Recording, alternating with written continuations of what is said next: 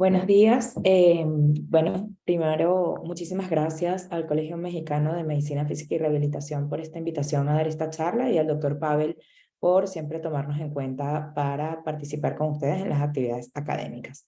Para la mañana de hoy les traje un tema bastante común en nuestra consulta, que es las lesiones más comunes en corredores recreativos.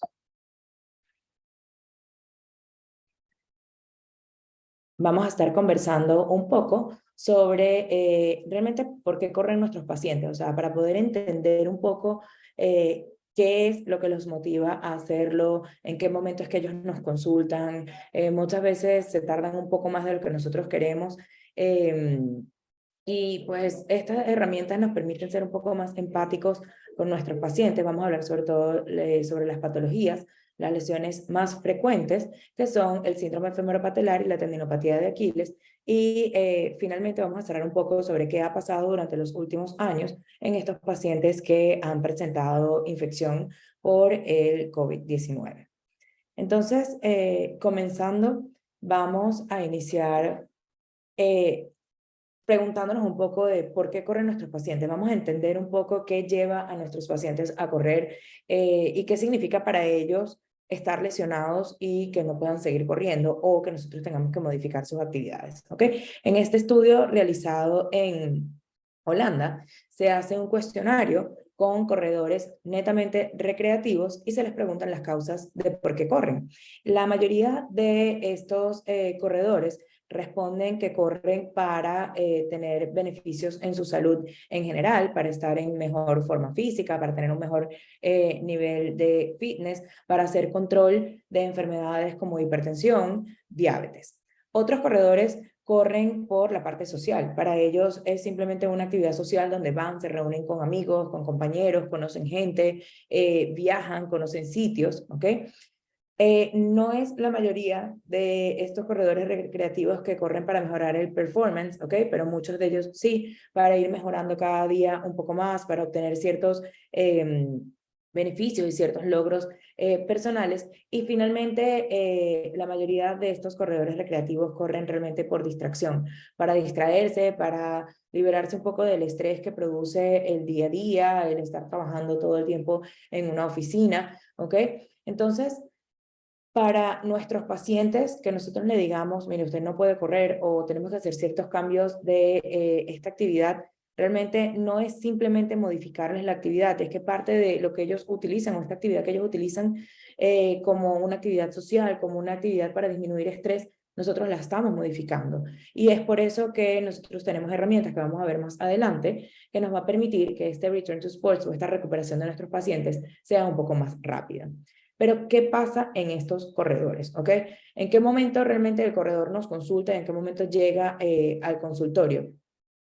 Para el corredor, en este mismo estudio, demuestran que para el corredor es normal sentir dolor, es parte de su entrenamiento. Ellos entrenan y les duele, y para ellos sentir dolor no es una lesión, ¿ok?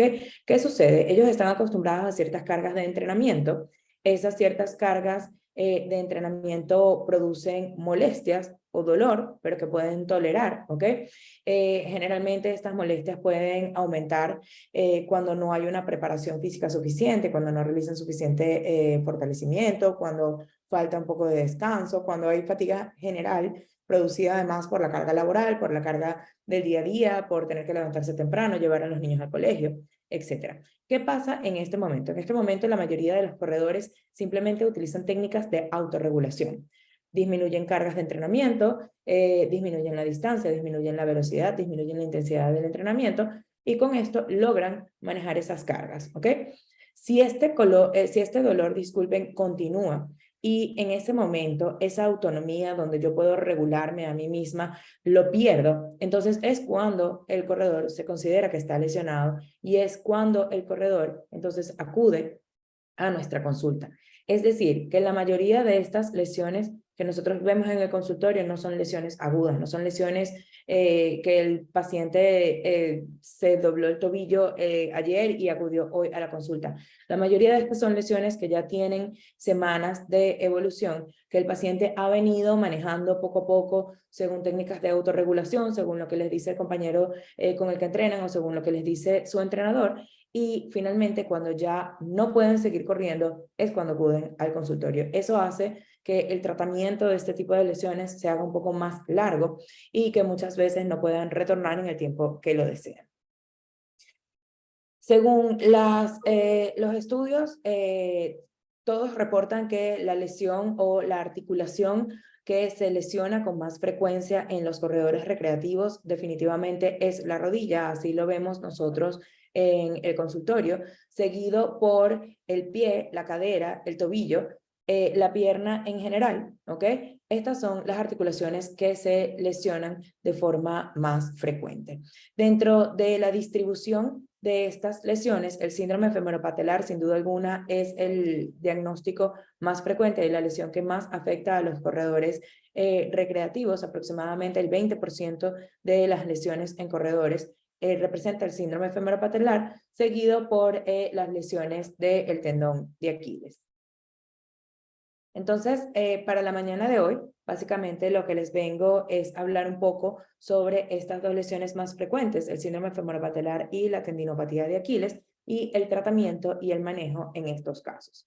El síndrome femoropatelar es aquel dolor de rodilla que se presenta en la cara anterior de la rodilla, muchas veces de forma crónica, generalmente no se puede autolimitar, o sea que estas técnicas de autorregulación no sirven para este tipo de lesiones, y se presenta básicamente cuando la rodilla tiene carga, ¿ok? Al correr y sobre todo en el momento de la fase de apoyo o al subir escaleras, a realizar ejercicios tipo squats, lunges. Es mucho más común en las mujeres que en los hombres, con una relación de 3:1, y generalmente la causa de esto es porque el cartílago de la rodilla de la mujer es mucho más fino o menos grueso que en los pacientes masculinos. Se relaciona también a una menor fuerza en abductores de cadera y rotadores externos, que es más frecuente en las mujeres que en los hombres, y finalmente un aumento del ángulo Q de la rodilla también predispone a las mujeres a presentar más síndromes femoropatelares que los hombres.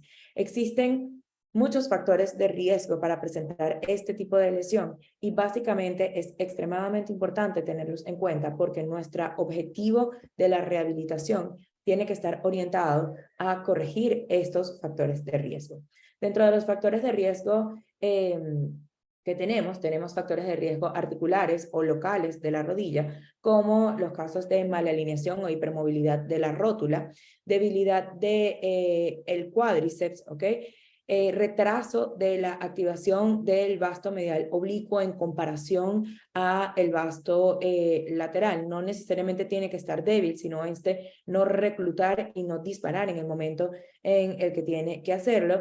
Y finalmente, acortamientos musculares, como son el acortamiento del cuádriceps, que hay que evaluar incluso desde la parte proximal del recto femoral, acortamientos de la cintilla iliotibial y acortamientos de toda la cadena muscular posterior, sobre todo lo que es el hamstring y los gemelos, afectan también y predisponen a lesiones de rodilla, en especial el síndrome femoropatelar.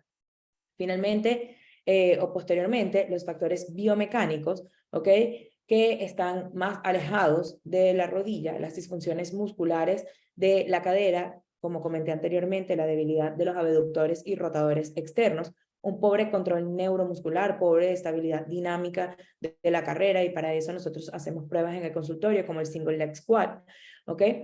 A un aumento de la pronación de la articulación subastracalina, ¿ok? Esos pacientes que tienen pie plano, que necesitan un calzado específico para correr, un zapato stability para control de esa pronación, también tienen mayor riesgo de presentar síndromes femoropatelares. Y finalmente hay patrones de carrera que también predisponen a este tipo de lesión, como es el heel foot strike. Aquellos pacientes que caen con el talón en el momento de correr también tienen riesgo de presentar dolor en la cara anterior de la rodilla. También hay otros factores de riesgo. En los estudios demuestran que la experiencia es un factor sumamente importante. No es lo mismo trabajar con un corredor novato que con un corredor un poco más experimentado.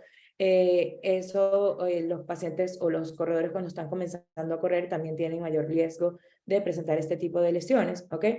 El famoso too much, too far, too soon, ¿ok? Aquellos pacientes que quieren hacer mucho, que quieren correr mucho kilometraje a la semana y de forma muy rápido y no aumentar de forma progresiva esa distancia, también tienen factores de riesgo. Los pacientes que no son corredores específicamente de asfalto, o también en los pacientes corredores de asfalto, pero que corren mucho en pendientes, que descienden mucho, tienen riesgo de presentar dolor en la cara anterior. Los acortamientos en el tiempo de recuperación, no recuperarse, no descansar, eso aumenta también el factor de riesgo en general de lesiones por sobreuso. Y finalmente se asocia también a una alta carga de millas a la semana. Se habla en que entre 20 y 40 millas a la semana ya tenemos un aumento de riesgo de presentar este tipo de lesiones, o aumentar de forma excesiva la cantidad de kilometrajes o de millas a la semana. Se habla de más de un 30% de distancia cada 2 semanas, predispone a este tipo de lesiones. El diagnóstico básicamente es un diagnóstico clínico. Nosotros lo hacemos en el consultorio, donde tenemos que evaluar todos esos factores de riesgo que comenté anteriormente. Cómo está la fuerza del cuádriceps, en qué momento se recluta el vasto interno, cómo está la fuerza de los aductores, cómo está la flexibilidad de los flexores de cadera, de la cintilla iliotibial, de la cadena muscular posterior. Hacemos pruebas dinámicas también, como el single leg squat, donde se le manda al paciente a realizar 3 sentadillas en una sola pierna y evaluamos la estabilidad dinámica de la cadera. Y también podemos, si el paciente lo tolera, hacer pruebas un poco más dinámicas con saltos monopodales para evaluar cuál es la respuesta de este paciente. Aquellos pacientes, cuando nosotros los colocamos en un solo pie y realizan un valgo forzado de rodilla, sabemos que pueden estar presentes o estamos presentes a un síndrome femoropatelar. Si queremos confirmar un poco cómo está la rodilla con radiografías, es más que suficiente para hacer el diagnóstico del síndrome femoropatelar. En las proyecciones laterales solemos observar una patela que está alta, con una disminución del espacio retropatelar. Y finalmente, para comprobar el síndrome femoropatelar, pedimos radiografías axiales con flexión de 30, 60 y 90 grados de flexión de la rodilla, siendo la radiografía en 60 grados la que mejor o la más sensible y específica para este tipo de lesiones. Y básicamente lo que vemos es una disminución del espacio de la carilla articular lateral de la rótula en comparación o en relación a la cara anterior del fémur. El tratamiento, el último consenso de tratamiento de síndrome femoropatelar fue publicado en el año 2018, y básicamente lo que nos recomiendan en este consenso es que el ejercicio físico es la clave principal para disminuir el síndrome femoropatelar. Múltiples estudios nos dicen que el ejercicio físico debe iniciar desde el fortalecimiento del core, desde el fortalecimiento de la musculatura abdominal, en especial la musculatura abdominal profunda y la musculatura de la pelvis y de la cadera. Debemos realizar un programa de fortalecimiento del glúteo medio y rotadores externos de cadera, incluso antes de iniciar el proceso o el programa de fortalecimiento del cuádriceps distal. El ejercicio físico está altamente recomendado para reducción del dolor a corto, mediano y largo plazo, y está altamente recomendado para mejorar la función de la rodilla a mediano y largo plazo. Como les comenté anteriormente, el ejercicio que más se recomienda son los ejercicios de cadera y rodilla, que mejoran la función no solamente a mediano y largo plazo, como si fortaleciéramos únicamente el cuádriceps distal, sino también a corto, mediano y largo plazo. Las intervenciones combinadas, como el uso de órtesis, de brace de rodillas, el uso de kinesiotape o vendaje neuromuscular y la terapia manual, están altamente recomendadas para disminuir el dolor a corto y mediano plazo, pero no deben ser utilizadas de forma aislada. Nosotros generalmente, cuando colocamos o cuando ingresamos a los pacientes a los procesos de rehabilitación o a los planes de terapia física. Iniciamos con un programa de manejo de partes blandas, hacemos liberación miofacial de la musculatura o de las estructuras que están tensas, movilización de la rótula y desde los estadios iniciales de la terapia física iniciamos el programa de fortalecimiento de la musculatura estabilizadora de la cadera. Las órtesis de pie, ¿ok? Básicamente las plantillas, sobre todo para alinear o mejorar la distribución de peso en los pacientes donde se presenta un valgo, están recomendadas para reducir el dolor a corto plazo, pero finalmente no lo vamos a mantener ese paciente con una órtesis de forma prolongada y no se recomiendan para manejo de dolor ni función a mediano y largo plazo. Como les comenté, las movilizaciones de patela de la rodilla o incluso del segmento lumbosacro no están recomendadas de forma aislada. No es una herramienta que podamos utilizar solo desligado del ejercicio terapéutico. Y la electroterapia realmente no está recomendada en este tipo de casos. Incluso nosotros lo utilizamos básicamente si tenemos que realizar estimulación de algún músculo que no responde al ejercicio terapéutico. Existen síndromes femoropatelares y pacientes con dolor de cadera anterior de rodilla que a pesar de que nosotros hagamos 1, 2 o incluso 3 ciclos de terapia física convencional, todavía persisten con el dolor. En muchos casos logramos mejorar la fuerza de los estabilizadores de cadera, del glúteo medio, rotadores externos, mejoramos la flexibilidad de toda la parte blanda que está alrededor de la rodilla, pero persisten con dolor. Existen una técnica con toxinas botulínicas para realizar liberación del vasto lateral y del retináculo lateral, y de esta forma nosotros entonces terminamos de mejorar el dolor. Los estudios nos demuestran que es una técnica bastante eficiente para control de dolor y función a corto y mediano y largo plazo. Este estudio publicado en el año 2021, utilizan toxina botulínica, específicamente Dysport, 500 unidades, distribuidas en 5 puntos diferentes a partir de los 3 a 5 centímetros del polo superior de la rótula, lo distribuyen a nivel del vasto lateral, como se demuestra en la imagen, y cada punto inyectado a 3 centímetros de diferencia. El doctor Benzbrugal, aquí en Rehabilitec, lo realiza, y nosotros básicamente lo utilizamos guiados por sonografía. Los pacientes nos demuestran a corto plazo mejoría del dolor y mejoría de la función con retorno a actividades deportivas de forma precoces después de haber realizado este procedimiento. Terminando un poco entonces con el síndrome femoropatelar, que es la causa más común de lesión en corredores, vamos a continuar con la segunda causa más común, que es la tendinopatía de Aquiles. Esta tiene una incidencia de 9.1 a un 10.9% en los corredores. Existen muchos factores de riesgo para presentar este tipo de lesión, como van a ser lesiones previas de los miembros inferiores, debilidad de toda la cadena muscular posterior, de los gemelos, del tríceps ural, de los isquiotibiales, una disminución del control neuromuscular de la cadena que también produce mayores oscilaciones de cadera, un valgo forzado de rodilla y mayores oscilaciones a nivel del tobillo, una disminución del rango de dorsiflexión por acortamiento del tríceps ural y alteraciones de la movilidad de la articulación subtalar, ¿ok? Es decir, que en este caso igual la pronación excesiva puede condicionar a tendinopatías a nivel de Aquiles. ¿Qué pasa? La tendinopatía de Aquiles se va presentando también por fases, ¿ok?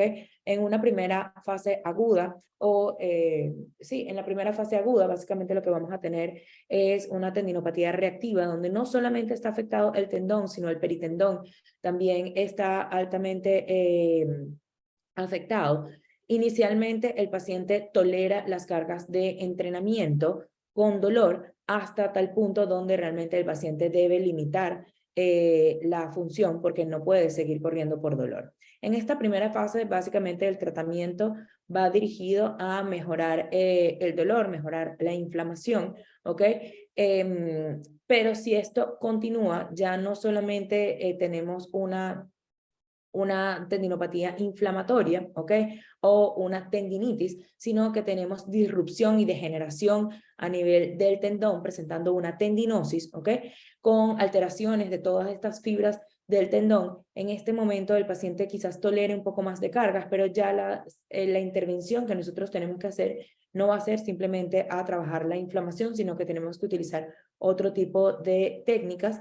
Y finalmente, después del procedimiento, pues la degeneración del tendón muchas veces se va a mantener, pero el paciente va a mejorar el dolor y la función.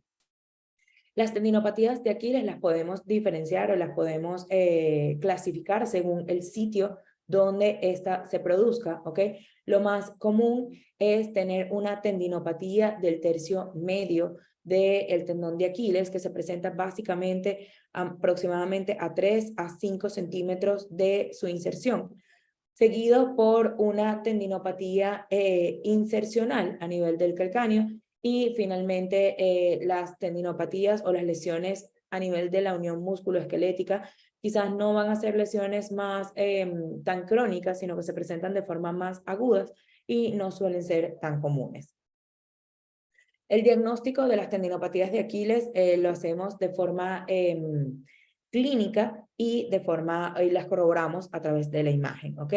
Clínicamente, en muchas oportunidades, sobre todo cuando son tendinopatías del tercio medio del Aquiles, vamos a ver aumento de volumen en nuestros pacientes. Va a haber mucho dolor a nivel de la palpación del tercio medio del Aquiles o a nivel de la inserción. Hay una disminución de la movilidad de este tendón, y tenemos que realizar la prueba de Silverskopf para evaluar los acortamientos musculares del tríceps sural, si depende básicamente del gemelo o si el sóleo es el músculo que está jugando un factor importante en esta tendinopatía de Aquiles. Evidentemente tenemos que evaluar el dolor cuando realizamos el reclutamiento muscular del tríceps sural. Tenemos que evaluar la capacidad del paciente de cargar su propio peso y cómo está la fuerza muscular en general de toda la cadena muscular posterior. Para corroborar el diagnóstico, ¿ok? Nosotros contamos en el consultorio con una sonografía musculoesquelética que solemos realizarle a nuestros pacientes, y aquí les traje dos imágenes de pacientes de nosotros, ¿ok? En esta primera imagen aquí abajo se evidencia una pérdida del patrón fibrilar a nivel del tercio medio del Aquiles, sobre todo a nivel de las fibras más superficiales. Este otro caso que les muestro por acá es una tendinopatía insercional crónica de Aquiles, donde ya evidenciamos esta imagen hiperecoica que corresponde a una calcificación con sombra acústica posterior. Si queremos pedirle otros estudios específicos al paciente, cuando sospechamos de una tendinopatía calcificada, podemos corroborarlo a través de una radiografía, o podemos también pedir resonancia magnética para corroborar el diagnóstico. En este caso, esta resonancia magnética donde se evidencia la tendinopatía del tercio medio de Aquiles corresponde a este mismo paciente que les muestro aquí abajo. El tratamiento de las tendinopatías de Aquiles, la herramienta que tiene mayor evidencia científica sigue siendo el ejercicio físico. El ejercicio físico proporciona una carga mecánica a nivel del tendón que finalmente nos va a ayudar a promover la regeneración, disminuir el dolor y mejorar la resistencia y la fuerza muscular. Pero no vamos a indicar cualquier ejercicio físico. Básicamente el ejercicio excéntrico es el que está más indicado para estos casos. En el caso de indicar ejercicio físico, tenemos que separar o ir progresando poco a poco este ejercicio a medida que el paciente va mejorando o a medida que el paciente va evolucionando su clínica. Vamos a diferenciar o vamos a separar esta indicación de ejercicio en 4 etapas diferentes, ¿ok? Donde vamos a ir progresando, como comenté anteriormente, los ejercicios. La primera etapa es una etapa de manejo de síntomas y disminución de las cargas, ¿ok? Generalmente ocupa entre 1 y 2 semanas. En esta primera etapa, pues podemos indicar antiinflamatorios no esteroideos, podemos utilizar medios físicos como el frío, calor, ultrasonido, corrientes analgésicas, y el objetivo que debemos lograr en esta primera etapa es una carga del 100% del peso corporal. Se recomienda que esta primera etapa, la contracción, se inicie con contracciones isométricas, poco a poco se vaya progresando a cargas concéntricas y finalmente excéntricos, pero en esta primera etapa vamos a intentar que esta contracción excéntrica no tenga una fase negativa, que el talón no pase por debajo de la punta del pie. Luego pasamos a una fase de recuperación a partir de aproximadamente la segunda a la quinta semana, ¿ok? En esta etapa ya empezamos a aumentar las cargas de el ejercicio, empezamos a agregar fase negativa en la contracción excéntrica, y el objetivo de esta etapa, como comenté anteriormente, es el inicio del fortalecimiento y movimientos con un poco más de velocidad. Se puede pedir al paciente que haga la contracción concéntrica a una velocidad un poco más alta que la contracción excéntrica. Seguida de esta segunda etapa, vamos a la etapa de reconstrucción, que dura aproximadamente entre 3 a 12, a partir de la tercera a la 12ª semanas, donde ya vamos a iniciar o vamos a empezar a retomar las actividades que el paciente realizaba, como son trotar y saltar, y empezamos a agregar ejercicios de pliometría en esta etapa. Y finalmente, a partir del tercer mes aproximadamente, podemos realizar el Return to Sports de los pacientes, y vamos a indicar continuar la disciplina si el paciente no presenta síntomas. En casos donde el tratamiento rehabilitador conservador no sea, o donde los ejercicios físicos no tengan un resultado o el resultado que esperamos, o en casos que tengamos que acelerar un poco el proceso de recuperación, como les dije, en la mayoría de estos pacientes son pacientes que vienen con mucho tiempo con dolor, y ya cuando de repente van a competir es que acuden a nuestro centro a ver qué podemos hacer porque tienen una competencia en 2 o 3 semanas o en un mes, ¿ok? El uso de las ondas de choque extracorpórea están altamente estudiadas en este tipo de lesiones, con una muy buena nivel de evidencia para el tratamiento y sobre todo para el manejo de dolor a corto plazo. Estas ondas de choque funcionan, ¿ok? Ya sea las ondas de choque de focales o las ondas de presión radial, ambas tienen buenos resultados. La mayoría de los estudios lo que nos habla es que hay que combinar las ondas de choque con el ejercicio físico, y a largo plazo el resultado es bueno. Si el paciente realiza actividad física o si le colocamos ondas de choque, pero el manejo del dolor a corto plazo es mejor cuando utilizamos de forma coadyuvante las ondas de choque con el ejercicio terapéutico. Entonces, los estudios básicamente lo que hacen o lo que confirman y concluyen es que el tratamiento combinado de ondas de choque extracorpórea y el ejercicio excéntrico mejora significativamente el dolor y la función a corto plazo, sin diferencias realmente significativas de estas variables a largo plazo. La otra herramienta que podemos utilizar, que es eficiente y segura, pero no debemos utilizarlo como primera herramienta de tratamiento, es la infiltración con plasma rico en plaquetas. ¿Qué es importante también de tomar en cuenta en nuestros pacientes corredores? No existen muchos estudios que se hayan hecho en los últimos años, pero en junio del año 2022, el HSS publicó este estudio donde evidencian una diferencia clínicamente, estadísticamente significativa de lesiones musculoesqueléticas en corredores que han tenido COVID y en aquellos corredores que no han tenido COVID. A pesar de que los corredores que han tenido COVID tienen mayor riesgo de presentar lesiones musculoesqueléticas, la distribución de estas lesiones no tiene una diferencia estadísticamente significativa. Todavía realmente no se conoce muy bien la causa de por qué estos corredores que presentaron COVID tienen este mayor riesgo de presentar lesiones. Se piensa que puede ser por el mismo reposo, por el mismo desuso muscular. En lo que retornan la actividad, el riesgo de presentar lesiones es mayor, pero hacen falta más estudios realmente para estudiar la fisiopatología de este aumento de riesgo de lesiones musculoesqueléticas. Les traigo este estudio porque realmente es algo que yo le estoy preguntando a mis pacientes cuando acuden a la consulta, cuando están lesionados, y mido más o menos en qué momento les dio COVID, cuánto tiempo estuvieron de licencia o cuánto tiempo estuvieron de reposo sin practicar actividad física, porque sabemos que esto puede tener a un aumento de riesgo de lesiones musculoesqueléticas.